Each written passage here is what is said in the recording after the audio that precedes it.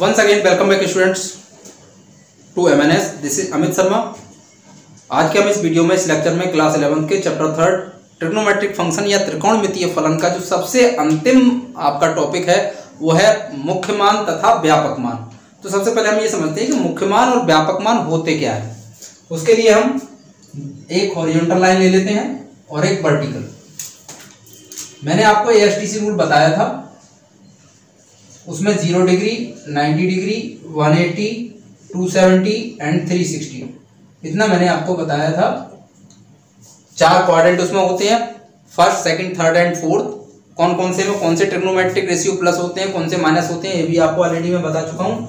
Suppose that एक angle मैंने लिखा sin 30 इक्वल्स टू 1/2। sin 30 का मान 1/2 ही होता है, तो मैंने यहाँ पर 1/2 एंगल बना दिया, सॉरी 30 एंगल मैंने बना दिया। ये आपका इसका मान 1/2 है। तो क्या 0 से लेकर के, कहां से, 0 से लेकर के 360 तक एक पूरा चक्कर लगाने में यहां से यहां तक 1/2 केवल साइन की टेबल में क्या साइन 30 का ही मान होता है? आपने तो अब तक यही पढ़ा है ना। इंटरेस्टिंग, आपने तो अब तक यही पढ़ा है कि साइन 30 का मान 1/2 होता है, केवल 0 से 360 के बीच में नहीं। जबकि ASTC रूल में मैंने ये बात बताई थी कि इसमें क्या होते हैं, ऑल पॉजिटिव होते हैं पहले में, और दूसरे में क्या क्या प्लस होता है, साइन और कोसेक प्लस है, बाकी चारों माइनस हैं। तो इसका अर्थ ये हुआ कि 0 से लेकर के 360 के बीच में जो 4 चतुर्थांश हैं उनमें साइन जो है 2 बार प्लस का आ रहा है। एक बार तो पहले चतुर्थांश में आ रहा है प्लस का, और एक बार कहां आ रहा है, कहां पे आ रहा है, दूसरे चतुर्थांश में आ रहा है। तो दूसरे चतुर्थांश में आने के लिए आपको बताया गया था 180 माइनस थीटा का उपयोग आप कर सकते हैं और 90 प्लस थीटा का कर सकते हैं। लेकिन 90 का हम उपयोग इसलिए नहीं करेंगे कि 90 पर साइन कॉस में बदल जाएगा, हम केवल 180 का उपयोग करेंगे। तो हम यहां पर लिख रहे हैं साइन 180 माइनस 30, 180 माइनस 30, तो वो भी आपका क्या आता है, साइन 30, उसका भी मान 1/2। या जो हो गया साइन 150, तो साइन 150 का मान भी कितना है, 1/2 है। साइन 180 माइनस 30 जब आप करोगे तो आपको साइन 30 मिलेगा, और साइन 30 का मान 1/2 है। तो इसका मतलब साइन 30 का भी मान 1/2 है और साइन 150 का भी मान 1/2 है। एक नया कोण आपके सामने आ गया। 30 का भी मान आपने 1/2 पढ़ा है, अब कौन सा पढ़ा है, 150 का। अब जस्ट इमेजिन करो, मैं अगर इसको 360 राउंड लगाने के बाद, एक पूरा चक्कर लगाने के बाद दोबारा यहाँ पे अगर आ जाता हूं, इस तरीके से दोबारा यहाँ पर आ रहा हूं, तो आपको एक नया कोण मिलेगा। कैसे मिलेगा, ये पूरा एंगल आपका कितना है, 360। 360 में आप 30 जोड़ दो, 360 में ये 30 जोड़ दो तो आपको मिलेगा 390। 390, तो साइन 390 का भी मान कितना मिलेगा, 1/2 ही मिलेगा आपको। तो इसका मीन्स क्या हुआ, अभी आपने 30 का मान देखा, फिर 150 का देखा, फिर 390 का देखा, इसी तरीके से एंड सो ऑन। ऐसे बहुत सारे कोण हैं जिनके लिए साइन का मान 1/2 होगा। ऐसे बहुत सारे कोण हैं, तो उन सब कोणों को बता पाना संभव नहीं है। इनफाइनाइट एंगल्स होते हैं जिनके लिए 1/2 आ रहा है। मैंने केवल साइन का एग्जांपल लिया है, ऐसे बहुत सारे एंगल हो सकते हैं, बहुत सारे ट्रिग्नोमेट्रिक रेशियो हो सकते हैं। तो इसीलिए हमें जरूरत पड़ी किसकी, मुख्य मान की और व्यापक मान की। तो मुख्य मान आपका क्या हो जाएगा, जो केवल 0 से 360 के बीच में आ रहा है। 0 से 360 के बीच में आपका 30 अंश आया और 150 अंश आ गया, ये आपका मुख्य मान में आ जाएगा। अब व्यापक मान की बात करते हैं। व्यापक मान क्या है यहाँ पर, व्यापक मान में हम क्या करेंगे, साइन के लिए एक पर्टिकुलर फॉर्मूला बना देंगे, एक फॉर्मूला बना देंगे। उसमें n के स्थान पर हम मान रखते हुए चले जाएंगे, और मान रखने के बाद आप अपने आप ही कहाँ जाओगे, एक राउंड लग जाएगा, फिर दूसरा, फिर तीसरा, फिर चौथा, फिर पांचवा, ये वाले आगे वाले एंगल आपको अपने आप ही मिलने शुरू हो जाएंगे। तो वो हमारा क्या कहलाता है, व्यापक मान। ओके स्टूडेंट्स, तो हम साइन x की बात करते हैं। साइन x अगर साइन अल्फा के इक्वल है तो इसका जो व्यापक मान होगा वो क्या होगा, साइन x के लिए व्यापक मान साइन अल्फा है, तो x बराबर n पाई प्लस -1 की पावर n इंटू अल्फा। मैंने एक लिखा है यहाँ पर, सपोज दैट आप एन की वैल्यू 1 रखते हो, कोई भी एंगल है तो आपने यहाँ पे 1 रखा तो पाई हो गया, तो पाई प्लस आया, पाई प्लस जो भी एंगल आया मतलब 180 प्लस, और 180 प्लस करोगे तो आप आगे जाओगे। अब यहाँ पर भी दो चीजें हैं, इवन और ऑड, वो हम नेक्स्ट 12th क्लास में डिस्कस करेंगे। फिलहाल यहाँ पर ये इसका व्यापक मान है। दूसरा आपका cos x बराबर अगर cos अल्फा है तो उसका व्यापक मान रहेगा आपका x बराबर 2n pi plus minus alpha. तीसरा यदि tan में दिया है tan x बराबर tan अल्फा तो आपका व्यापक मान रहेगा x बराबर n पाई प्लस अल्फा। इसमें अल्फा वो कोण है जो दिया हुआ होगा और ये हमें फाइंड आउट करना होगा। ओके स्टूडेंट, तो ये हमारे तीनों व्यापक मान मैंने लिख दिए, साइन का, कॉस का और टेन का। आप सोच रहे हो सर कॉट के, सेक के और कोसेक के कहां से आएंगे, तो उसकी नीड नहीं है। क्यों नहीं है? क्योंकि अगर आपके पास कॉट आ जाता है तो कॉट को आप टेन में बदल सकते हो, सेक आ जाता है तो कॉस में बदल सकते हो, कोसेक आ जाता है तो साइन में बदल सकते हो।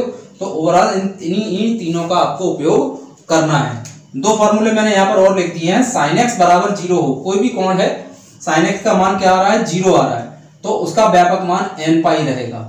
कैसे रहेगा मैं आपको डिक्टेट कर देता हूं। मान लीजिए n की वैल्यू आपकी 1 है तो क्या मिलेगा 180, तो साइन 0 का मान 0 मिला और 180 पर भी साइन का मान क्या मिला, 0 ही मिलेगा। साइन 0 0 होता है और साइन 180 का मान भी 0 ही होगा। आप दोबारा एक राउंड लगाओगे तो यहाँ पर आ जाओगे 360 पर, तो आपका n की जगह 2 पाई हो जाएगा, 360 उसके लिए भी हमारा क्या होगा 0। Therefore x equals to n pi रहेगा व्यापक मान किसके लिए, पर्टिकुलर sin x बराबर 0 के लिए। ऐसे ही cos x बराबर 0 है तो पर्टिकुलर इसके लिए व्यापक मान रहेगा x बराबर 2n प्लस 1 पाई अपॉन 2। इन सभी में जो n आपको लिखा है वो n क्या है, एक पूर्णांक है, कोई भी एक इंटीजर है। कैसा है, एक इंटीजर है। ओके, अब इसी पर बेस्ड हम प्रॉब्लम्स को करते हैं। मुख्य मान आपकी समझ में आ गया कि क्या होता है और व्यापक मान की हमें जरूरत क्यों पड़ी वो भी आपकी समझ में आ गया। व्यापक मान की हमें जरूरत इसलिए पड़ी, बहुत सारे कोण ऐसे होते हैं जिनके लिए हमें निकालना संभव नहीं होता है, तो उसका सॉल्यूशन निकालने के लिए या उसको हल करने के लिए हम व्यापक मान में उसको रख देते हैं। अब इसी पर बेस्ड हम कुछ प्रॉब्लम्स को करते हैं। तो मुख्य मान और व्यापक मान पर प्रश्न हम किस तरीके से सॉल्व करेंगे वो देखते हैं। पहला प्रश्न है आपका tan x इक्वल टू √3। आपको इसमें मुख्य मान और व्यापक मान दोनों बताने हैं, मुख्य मान भी बताना है और व्यापक मान भी बताना है। तो सबसे पहले आप ये देखो, ये √3 जो लिखा है वो tan की टेबल में किसका मान होता है। tan की टेबल में जो √3 है tan 60 का मान होता है 60 डिग्री, या जैसा मैंने अभी बताया था कि ये ट्रिग्नोमेट्रिक जो हम बनाते थे ASTC रूल, उसमें प्रत्येक त्रिकोणमितीय अनुपात 2 बार प्लस का आता है 2 बार माइनस का। तो ये 60 अंश जो है वो तो पहले वाले में हो गया। अब चूंकि ये tan लिखा है तो tan किस में प्लस का मिलेगा, तीसरे में प्लस का मिलेगा, और तीसरे क्वाड्रेंट में आने के लिए आपको 180 प्लस थीटा करना होगा या 270 माइनस। मैं पहले भी बता चुका हूं 270 का उपयोग हम नहीं करेंगे। क्यों नहीं करेंगे कि 270 का उपयोग करते समय ये वाला आपका जो है वो कॉट में बदल जाएगा, कॉट में हमें बदलना नहीं है। तो 180 प्लस थीटा करेंगे तो यहाँ पर हो जाएगा tan 180 प्लस 60। इसका मतलब हो गया tan x बराबर tan 60 या tan 240। तो आपका जो मुख्य मान हुआ 0 से 360 के बीच में वो आपका क्या हो गया, एक तो पाई बटे 3, मैंने 60 को रेडियन में बदल लिया, या 240 को आप बदल सकते हो तो पाई बटे 3 कितना आएगा 4 पाई बटे 3, 3 छंग 18 6 चौक 24। इस तरीके से दो आपके मुख्य मान आ गए। अब हम बात कर रहे हैं व्यापक मान की। व्यापक मान के लिए मैंने सूत्र बताया था, यदि tan x बराबर क्या लिखा हो tan अल्फा, तो आपका व्यापक मान था x बराबर n पाई प्लस अल्फा। हमारे पास है tan x बराबर tan पाई बटे 3, तो हमारा जो व्यापक मान होगा वो क्या होगा, यहाँ पर x है तो x लिखेंगे और ये जो n पाई है n पाई लिखेंगे और अल्फा के प्लेस पर क्या आ जाएगा पाई बटे 3। ये आपका क्या हो जाएगा व्यापक मान। इस तरीके से आप मुख्य मान और व्यापक मान को ज्ञात करोगे। दूसरा प्रश्न है cos 4x बराबर cos 2x दे रखा है, दोनों तरफ पहले से ही cos है। हो सकता है किसी प्रश्न में एक तरफ साइन हो और एक तरफ cos हो, तो आपको उसे पहले दोनों तरफ एक जैसा बनाना होगा। उसके लिए आप 90 प्लस या 90 माइनस का उपयोग कर सकते हो। तो यहाँ पर ऑलरेडी पहले से बराबर है, तो हम सीधा सीधा यहाँ पर व्यापक मान का सूत्र लगा देते हैं। व्यापक मान का सूत्र क्या है, यदि cos x बराबर cos अल्फा अगर है तो x बराबर 2n pi plus minus alpha. तो हमारे पास x के प्लेस पर कितना है, देखो ये cos x लिखा है और x के प्लेस पर 4x है, अल्फा के प्लेस पर 2x है, तो वही मान हमें यहाँ पर रखने हैं x की जगह और अल्फा की जगह। तो x के प्लेस पर हम रख रहे हैं 4x बराबर 2n pi plus minus alpha के प्लेस पर 2x। तो एक बार पहले हम लेते हैं पॉजिटिव साइन, धनात्मक चिन्ह को लेने पर जब धनात्मक आप चिन्ह लेंगे तो 4x बराबर आएगा 2n पाई प्लस 2x। अब ये वाला 2x जब हम इस साइड लेके आएंगे तो 4x में से 2x घट जाएगा, तो 2x बराबर 2n पाई, 2 से 2 कट गया तो x बराबर हो गया n पाई। ये आपका एक सॉल्यूशन हो गया, हल हो गया। दूसरा, अगर हम नेगेटिव साइन को लेते हैं तो यहां से 4x बराबर आपको मिलेगा 2n पाई माइनस का 2x। अब ये वाला 2x जब हम इधर ले आएंगे तो ये हो जाएगा 6x बराबर 2n पाई, तो x बराबर 2 से 6 कट जाएगा तो n पाई बटे 3। ये आपका दूसरा वाला सॉल्यूशन हो गया। इस तरीके से हम त्रिकोणमितीय समीकरण के या फिर त्रिकोणमितीय अनुपात के मुख्य मान और व्यापक मान को निकालते हैं और इस तरीके से उन प्रश्नों को हम हल करते हैं। ओके स्टूडेंट्स, वॉच करते रहिए ऑल सीरीज को। नेक्स्ट वीडियो में मिलते हैं नेक्स्ट चैप्टर के साथ।